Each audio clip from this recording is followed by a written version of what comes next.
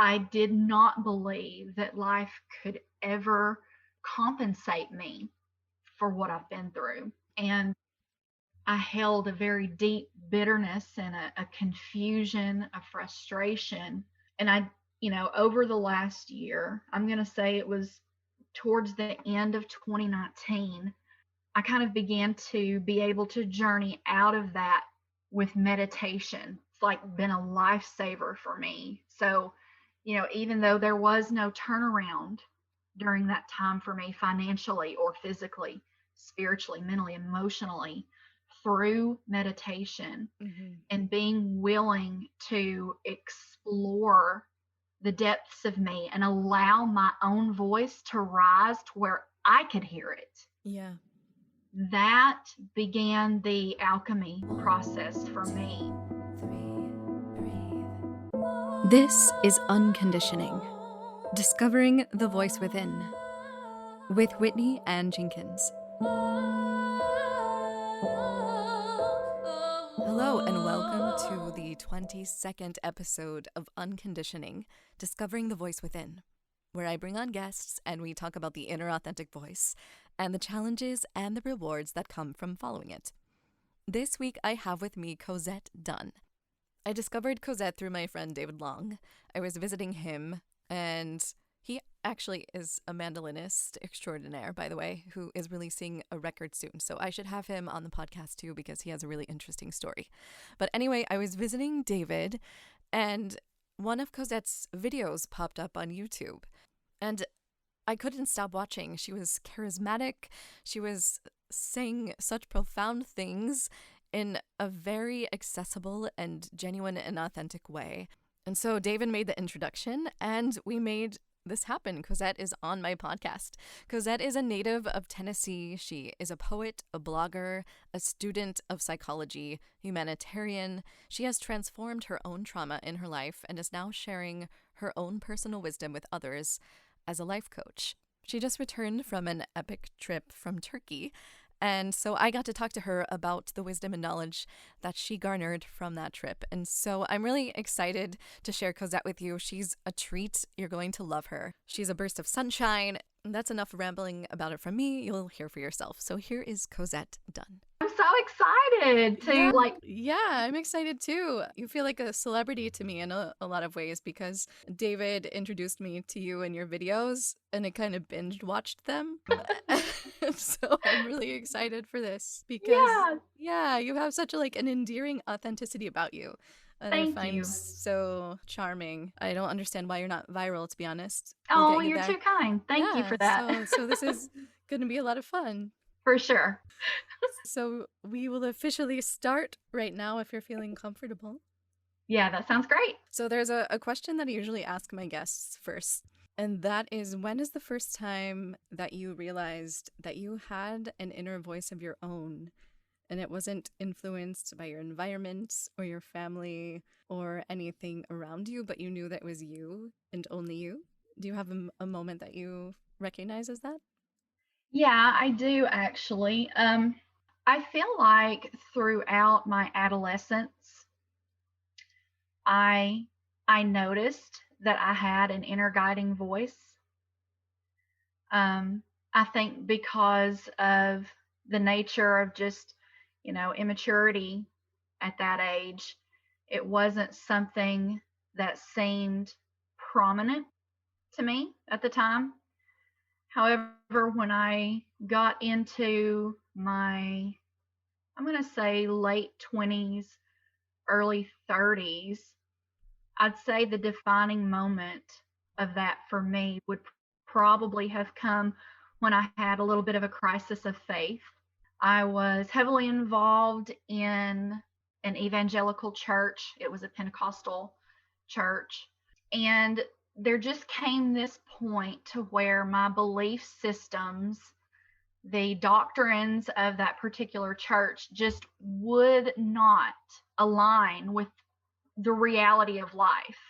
And I realized that I could either stay in insanity, for lack of a better phrase, and keep doing the same thing, expecting a different result, Mm-hmm. which was not going to come, or I could trust the innate intelligence that I felt had been given to me by my creator and go against the grain and just be open to understanding and discovery, basically, and essentially understanding that life is so much grander and so much more complex, and there's no way to simplify it through religious rigor, I guess. Yeah. So you grew up in the Bible Belt. Yes, I Okay. did. Yeah, I've lived in So Tennessee my entire life. okay, so I grew up in West Virginia, so I can totally relate to that Yeah, kind of atmosphere and philosophy. So I'm really curious, and you mentioned in one of your videos that you were a preacher at one point. I was. Yeah. Yes. Yeah, I did. I preached for several years. I did revivals. I was an assistant pastor at one point. I was an aspiring Bible major. I probably got to a junior level in my Bible degree, and then life just kind of happened, and I wasn't able to complete my degree. And I've since switched to psychology. So that's kind of where I'm at now. Okay, so I'm just curious how you went from being a preacher to now seeming to have life perspectives and more open-minded philosophies regarding religion and life in general that one might not expect from someone from your background. So how did you come to discover these things that you feel called to now? Honestly, I think it probably all boils down to pressure. Um, you and we've talked briefly. And this is, anybody who looks at this or checks out my YouTube or whatever, you know, it, I'm kind of an open book. I've had a very traumatic past. Um, and since childhood, I have always wondered the question of, why people do what they do, why people think what they think, why people behave and react and perceive the ways that they do. So, from very early on, that was just kind of a part of the fabric that is me. And so, I think the pressure from the trauma and just kind of the unfolding of my 20s, I think it was kind of a perfect storm that brought me to a place which I now, in retrospect, I can see was inevitable and perfect alignment. Right. Was there someone that helped you along the way who inspired you to reach that point? Or was it more of like a synchronicity thing where you found the next steps just because you were in alignment? Yeah, so I think for me, it would be that along my path, I would come across people, especially leaders, spiritual leaders, who seem to kind of be rebels who operated on the fray of the faith that I was familiar with. My entire life I have been very much into women in leadership. That whole arena is just inspiring to me, and I think also because of my past and the experience I had with my mother. One thing, it's a very complex, complicated life, but in spite of the complexity and the trauma, one thing that she instilled within me was the resilience and the awe and wonder of women. And so, throughout all of the faith contexts, throughout all of the religious contexts that I have been in, I grew up in a Jehovah's Witness household. Wow. Um, so I have a lot of different religious experience. But one thing that has always been important to me is how women are represented and how they lead within religious contexts. Um, so I found myself drawn to women pastors, women preachers, women leaders, and they kind of served as trailblazers for me. But in the same breath, I would also say they didn't go far enough for me. Like, I felt like there was so much more, and operating within the particular religious context that we were in, they were still extremely limited as far as, the wisdom that they could offer, the experience that they could share. It was just a very limiting environment. And I've never been okay with feeling any sense of limitation. That's something I've always kind of naturally bucked, I think. It's part of your authentic soul that you seem to have been following since you were a child. Yeah, for sure. Yeah. Yeah. So was there a specific moment where you decided to put religion away that you had been a part of for so many years? Yeah, definitely.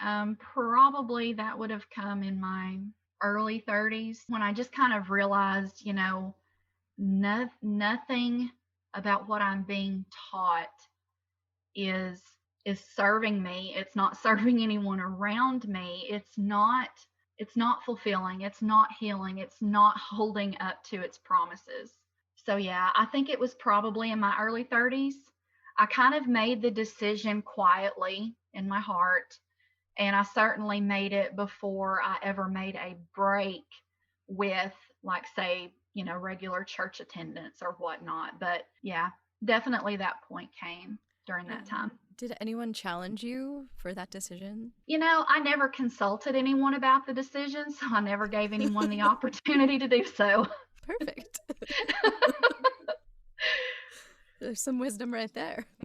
Yeah, I think, unfortunately, that religious contexts create sort of a self-sabotaging environment, and it's a travesty of sorts, because I feel like religion teaches us to some degree, to check our logic, our intuition, and that inner voice, to just check it at the door, and to suppress the things that come to us through our innate intelligence and intuition, um, and view those things as bad or secular and unable to serve, the higher purposes that we're destined for. And I found that to be a travesty. So, Yeah, I yeah. know that the journey of inner growth is a long and treacherous one sometimes. Was there a moment after that you felt that you had arrived a little bit more at home in your authenticity? Um, that has probably come just over the last, I don't know, maybe 5 years, maybe less. I don't, and I kind of shrink to say that because of my age. I'm 42. I feel like that's something I should have stepped into much earlier.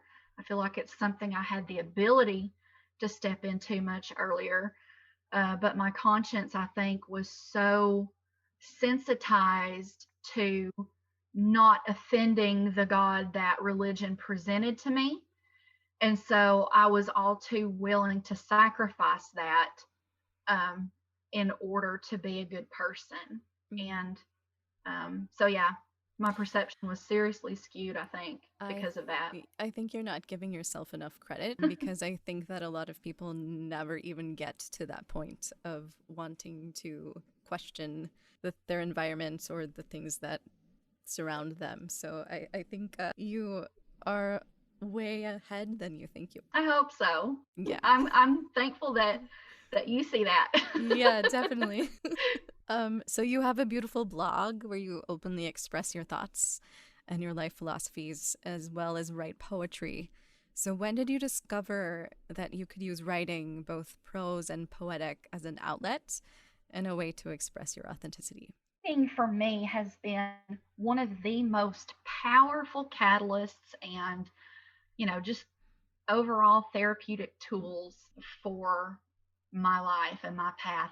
And, that's something else I stepped into, what I feel, kind of late in life. I was right around the age of 29. And I began, as I kind of began the whole process of questioning, my context, my religious context at that time, I was following different bloggers and different writers, just a huge wide range from people who are extremely spiritual to atheists to people who are super open with their sexuality, just this huge gamut of humanity. And I thought, I think I want to write like this. I want to be this open and this unapologetic. And I think that will help me to feel better just emotionally. And so I did begin writing, and for me, it naturally comes out in a poem. And I started getting a lot of feedback. And it kind of took me aback that people felt like my writing was really special to them and very catalytic for them, very healing for them. And so I just kind of continued on that path, and I did it in a way that was not necessarily aspirational, but more therapeutic. It was mostly like journal entering for me. And then it's just kind of naturally reached beyond that, even though that wasn't necessarily my intention. Yeah. You seem to like churn out a lot of content. Like and it's lengthy sometimes. It's kind of impressive. So would you describe your process? Do you have a ritual for writing?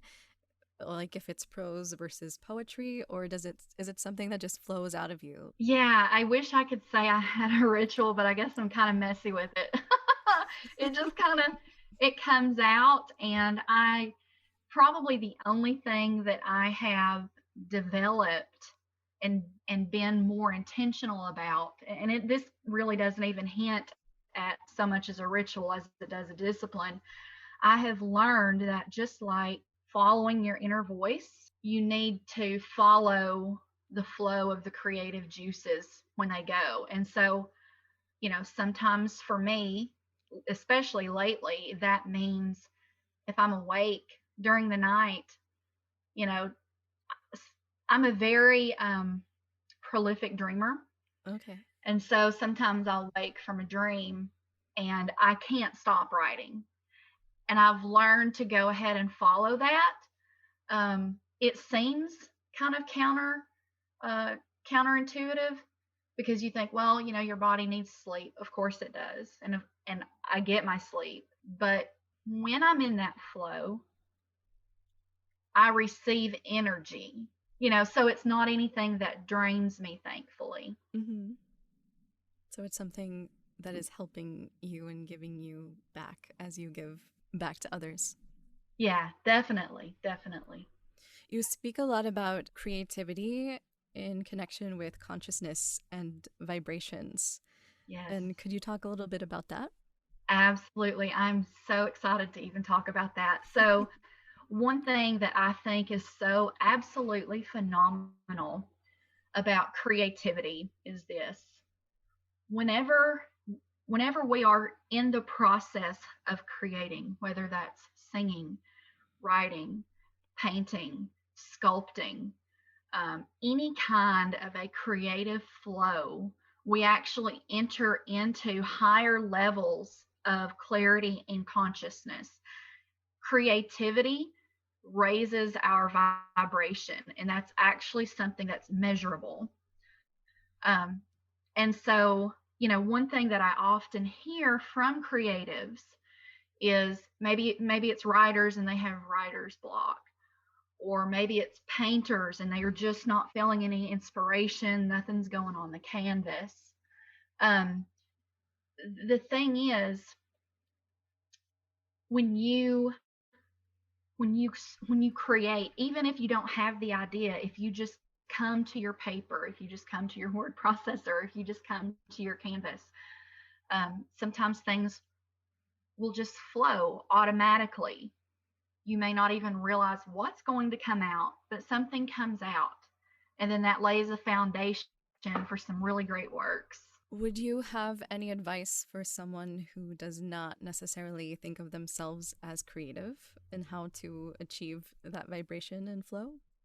Yeah, yeah, absolutely. I never really considered myself a creative type or a creative person until probably like the last 7 or 8 years. I kind of saw myself as a person with, kind of a limited skill set and limited talents. And I don't mean that negatively. It was just kind of like, yeah, I'm not that kind of person, or whatever. There are a lot of people who feel that about themselves.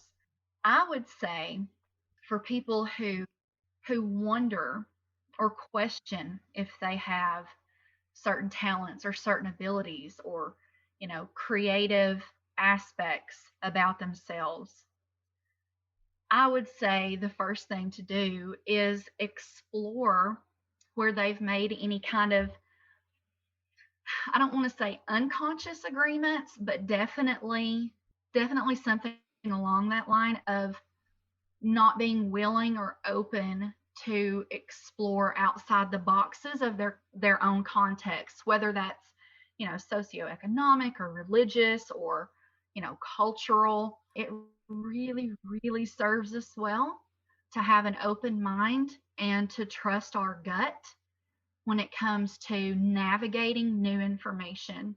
Because 9 times out of 10, maybe I'm a super optimist about this, but 9 times out of 10, we're going to be mostly right. Mm-hmm. I think we should definitely trust our guts more when it comes to getting into a creative flow. So, digging into that a little deeper, what do you feel about maybe extending creativity into every aspect of our lives as we are creators and we're creating our life in every moment? Yeah, absolutely. For me personally, I can only speak from my own experience. Well, I can also speak from my observations of other creatives. There is definitely a place that a person can get into where their creativity paints every arena, every interaction, whether it's a business email that seems humdrum or boring, if the vibration itself is present, even though it doesn't necessarily, even though they're not sitting down to do a painting or do something that's considered, quote unquote, creative or artistic. If the vibration is present, it colors your reality in a really, really beautiful way. And it's tangible. Other people can feel it. Yes. So, you said that you wake from dreams and that inspires you to start writing. So, where would you say that inspiration comes from? I think it's a mixture of a couple of things. There is this concept of primordial imagery that was introduced to us in the psychology field by Carl Jung. Mm-hmm. And the concept of primordial imagery essentially states that all of the imagery that humanity has seen from the dawn of humanity is stored in our unconscious, in our subconscious. And those images are passed on epigenetically. And so I feel like part of it is that for me. And another side of it, I would attribute to spirit. I would attribute that to, universe, things like that. So I think for me, it's at least those two things. Okay. And so, to take that concept and then connect it with your recent travels to Turkey, where you seem to be deeply resonant with, do you feel like that is something that might be possible, that you have seen those images before in your life? I believe that with all my heart. I do. I could have never guessed or even imagined that when I got to Turkey that I would experience what I did. Just to give the listeners a little background about your Turkey trip, maybe you can like fill them in a little bit Yeah, about. definitely. Yeah, okay. Yeah, definitely. So for me, like I haven't traveled or I had not traveled in many years. And, I think everybody around the world, was essentially feeling super bogged down by the restrictions of the pandemic. And so I just set this intention that I was no longer going to be passive about travel because that is something that feeds me. That's something that nourishes me. And I deserve that nourishment. And so I set this intention that the moment it was humanly possible to travel, I was not just going to go to Panama City or Gatlinburg. I was going to get off of US soil and just kind of find myself and get some updates on who I am now that, I just wouldn't have been able to had I stayed here where I'm at. And so I didn't realize that that was going to lead me to such a place of perfect alignment with my higher self, with my destiny, with my purpose in life. And so yeah, whenever I got to like Istanbul airport, I had this huge earth-shattering awakening, and that definitely changed the trajectory for me for many things. Would you like to share your awakening? Yeah, yeah. So, probably I know to everyone around me, it was super ugly. um, I had prepared, so I come from a family of engineers and chaos. Okay. Okay. So I am a disaster planner. Okay.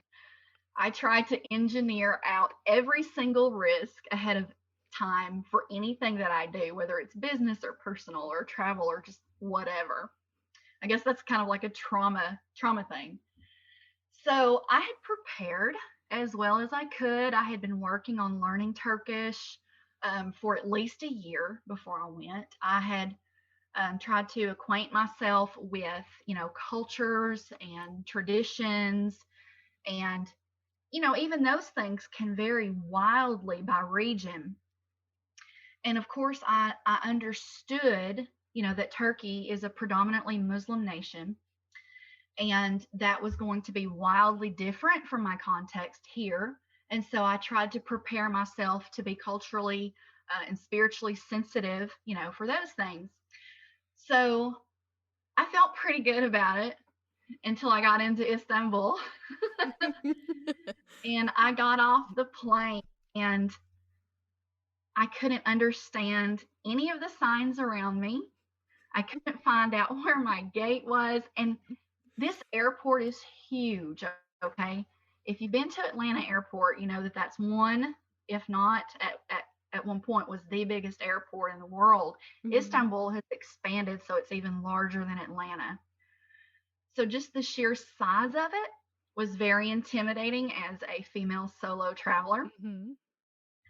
But, adding on to that, I couldn't understand the signs around me. And so, long story short, I went back and forth walking through that airport with this like, 25-pound duffel bag that had no wheels on it. So that was a really stupid move.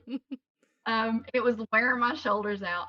I missed my flight, and I literally, Oh no. I, I know it was crazy. I broke down crying. I literally doubled over in the middle of the airport, probably 3 times, Yeah, just openly bawling you were probably because pretty sleep deprived at that point too.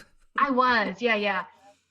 And that's another whole aspect. Just finding out what I was made of physically surprised me, which was a huge breakthrough for me. But and so, I'm asking all these people for help. They don't understand me. I don't understand them. It was wild. I eventually, connected with a good Samaritan, and he really ended up being a protector for me there at the airport and a guide helping me get to my gate. But it was during those moments of chaos and during those moments of just crying from sheer fright, honestly, that I could hear my inner voice Mhm. directing me. Literally, I had, whether it was actually like this or not, this is how I felt. I literally had to depend on my own intuition because I Mhm. couldn't understand what was around me. Yeah. And I had to depend on my intuition, to save my life. Because for me, missing a flight is a super technical thing because I have sleep apnea.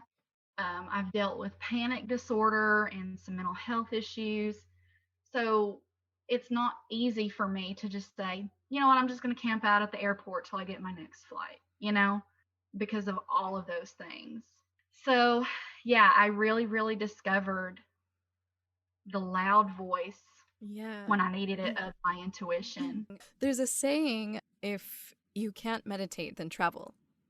Have you ever heard that? Oh, Because I have not. because it takes you out of your element and it forces you to listen to your inner self. And so I think Yeah, that totally makes sense for where you were. totally believe that. That makes perfect sense. I love that saying. I'll, Mhm. I'll use that. Yeah, I'm not sure where it's from, and I'm probably butchering it quite a bit, but it makes sense for me because I've traveled solo also, and I've had similar experiences as you're describing. So I definitely believe it's true. So when Yeah, you yeah. got to Turkey, what was that like? It was amazing. So, other than, kind of the scare of, the airport, when I finally got to my final destination, which was Antalya, I kind of, if it's okay, I kind of just want to plug that area of Turkey because right now they're Yeah. experiencing the worst wildfires, I think, in their history. Mhm. So, Yeah, literally, the entire southwest coast is on fire. it's And true. it's, Plug away. One of my best friends is from Turkey, so I would love to oh, plug it away. Yeah. yeah, that's amazing. Okay. Yeah, and anybody who gets onto my site or my social medias, I have information there for Turkish charities and organizations that are helping with that issue if anybody wants to get involved in it. Thank you. Yeah, Seems like everywhere is on fire right now. So when you got to you stayed at a resort, I believe? I did. Yeah, I was at Miracle Resort and it totally exceeded. Like, I had no idea how amazing it was going to be. The people are so warm and so hospitable. Um, and just so willing to kind of reach out and help you find your way. So it was a very surreal experience for me. Probably all of my adult life, I have wanted to be on the Mediterranean. It's always had a very strong appeal for me. And so when I finally got there and stood on the shore Mhm. of the Mediterranean, that just, I can't even describe adequately the sense of accomplishment and achievement, confidence, and just catharsis that I felt being able to be there. Were you able to write while you were there? I was, yeah. And actually, I had a very profound vision, which I mean, I guess no one ever really expects or anticipates that sort of thing, but had something that very much, I mentioned earlier that just kind of being there definitely changed the trajectory for me. And so this vision that I had was certainly a part of that. I'm kind of working on, how it's going to unfold, the meaning of it, and all that good stuff. But it was definitely a very profound moment that was overwhelming for me. Yeah. Did you find that your flow and your process for writing was like amplified by being in that environment? Absolutely. Yeah, absolutely. I did. It was definitely one of those times where you just can't write enough because so much is coming to you. And so I got a lot of content kind of stored up for, my various outlets, my blog, my YouTube, and all that good stuff. And I know it's going to take me at least a year to get it all out there, at least, because so much really did come to me. Um, we've kind of talked about, the vibration a little bit. The vibration there for me, I think, and I don't really know what to attribute it to, if unless it was just the fact that I was very much in alignment with, Hmm. my purpose, my calling. The vibration was extremely high. It felt so good. And it was definitely a catalyst for me to kind of get a lot of creative downloads. Yeah. Can you describe what it feels like when you're in a high vibration? As like a lot of people might not have ever experienced that in their life. Yeah, so for me, it feels like, if you know what it feels like to feel dammed up, to have blockages, if you can imagine what it might feel like to have absolute flow where there are no blockages, where there are no constrictions, and where there is just this vibrant, almost prismatic Mm. flow, you really, really do feel like you're a channel for something much greater and larger than yourself. Mm. Wow, that was a beautiful description. Yeah. Yeah. Thanks. What were your biggest takeaways from being in Turkey?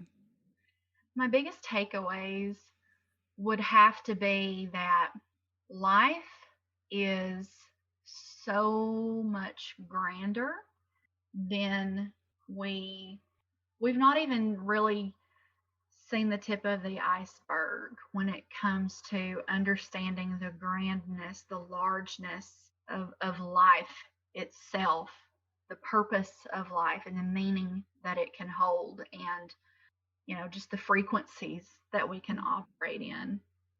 And so you've experienced a lot of trauma in your life, and you've been able to alchemize that, it seems, into Yeah. something, turning poison into medicine in a Yes. Buddhist way of saying it. And so now you're on a journey of becoming a life coach and helping others with their trauma. Yeah. And so what do you want to talk about that a little bit in that process Yeah. and journey? Yeah, absolutely. And probably part of what I'm going to say is going to sound kind of cliche, but there really can come a point that you reach in life. Try not to cry. No, it's okay. You're welcome. Thank you. Where you really can look back and see how your pain can serve your purpose. I have been through more than my fair share of suffering. And honestly, up until, I don't know, maybe a year ago, this is how fresh this is for me. I did not believe that life could ever compensate me for what I've been through. And I held a very deep bitterness and a confusion, a frustration. And over the last year, I'm going to say it was towards the end of 2019, I kind of began to be able to journey out of that with meditation. It's like been a lifesaver for me. So, even though there was no turnaround during that time for me financially or physically, spiritually, mentally, emotionally, through meditation Hmm. and being willing to explore the depths of me and allow my own voice to rise to where I could hear it, Yeah. that began the alchemy process for me. And then, 2020 was a test for everyone. Right. And so I kind of had to learn how to navigate 2020 again through meditation and discover ways to alchemize that process. One of the things that helped me the most was gratitude. Yeah. And so if you study the frequency and the vibration of certain emotions, you will find that gratitude is the highest vibrating emotion that a human being can have or has demonstrated thus far. So if there's one way that you want to raise your vibration, it is through gratitude. And then when I got, to Turkey, that was it was like all the lessons that I had learned, everything that I had been through in my life up until that trip. It that trip, everything, all my trauma, all the lessons, all the alchemy, it all coalesced on that trip. I would say it all coalesced when I got into Istanbul airport before I even got to Antalya, really. Although there was obviously some unfolding of it, in Antalya, but everything kind of led to that moment to show me that was the pivot point for my life path. Right. To have that awareness is not a small thing, and you should be super proud of that. Yeah, thank you for Yeah. that. It's growing for sure. Yeah, definitely. Because you have been healing yourself, you are now able to become a healer. But I think that you probably always have been a healer. Yeah, I think so. I can look back to even when I was just little, that healer aspect. I remember trying to save little kids in my class from getting in trouble. I certainly had to be a maternal figure for one of my younger brothers, the one that I grew up with. So, definitely. And I would say this, can I say that I healed myself? Yes. Also, though, I would have to say that I have had some amazing people in my life who enabled me to heal myself. Mm-hmm. So, yeah, definitely. I've been a bit of a group project. You've had a good support system around you. Yes, yes, I have, and I'm so so grateful for that. That's amazing. So, where do you see Cozett Contemplates going? Like, if you could dream your biggest dream, like in 5 years, where will you be? So right now, what I'm dreaming, and I'm thankful to say that it's already kind of taking on an international aspect in that I'm talking with people and doing healing sessions with people from a lot of different countries. Wow. My heart is definitely that of a humanitarian, and definitely one that wants to encourage and empower women. So I would say the next 5 years, I really look to expand more into those areas of humanitarian and, you know, women's empowerment. Amazing. So, if someone would like to work with you in your healing process, what does that look like? So, in order to be just completely authentic to myself and follow what I know to be my own unique modalities, it would be, and there's definitely more details to it than this, but it definitely is going to feel more contemplative Mm-hmm. and self empowering for the people that I work with. I think when we think of a life coach, we think of someone who's extremely instructional, directional, and I am those things. I do have those kind of tools. But what has served me the best and what I feel will serve those who are attracted to what I do is going to be equipping them in their core, in their inner being, in the areas of helping them develop and bring to the surface who they are, what they value from their unconscious and put it into their consciousness. That's what it's going to feel like. Mm-hmm. So, taking the things that you've learned for yourself and passing them on, passing Absolutely. your wisdom on for others. That's Yeah, yeah. fantastic. Yeah. I'm excited about it. Yeah. So, I have a question that I usually ask to wrap up the conversation. And the question is this: if your inner voice had a billboard, what would it say to the world? Trust yourself, Mm, honor yourself. yeah, Yeah, it's a good one. yeah. Don't, you know, just to kind of expound on it, it would be, do not hand over your personal power to any kind of entity, whether that's a religious entity, a family entity. Just don't hand over your personal power and doubt that you have what it takes on the inside of you to survive and thrive and to know truth. Mm-hmm. Yeah. Excellent. And thank Yeah. you so much for sharing yourself with everyone, and I really appreciate it. If people would like to discover your work, where can we guide them? So yeah, check out my site. It is contemplativecoaching.life.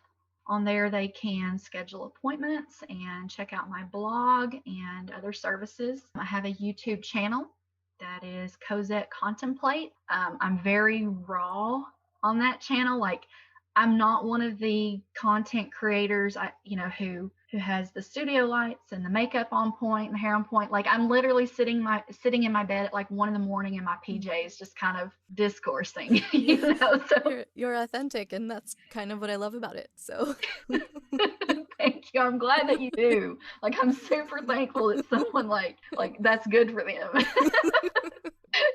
People use so many filters and just edit themselves so much nowadays that it's very refreshing to see that. Yeah, I agree. It really helps you, because it's the humanity in us that's desiring to connect, and humanity is not and never will it be polished. Right. Thank you so much for joining me this week. If you're listening and you like what you hear, please consider subscribing and rating this podcast, as it really helps get this podcast out to other people who might be interested in hearing it but don't know about it yet. And also, if you'd like to contact me or reach me, you can reach me at unconditioningpodcast@gmail.com or unconditioningpodcast on Instagram. Thank you so much. And until next time, stay tuned in to you.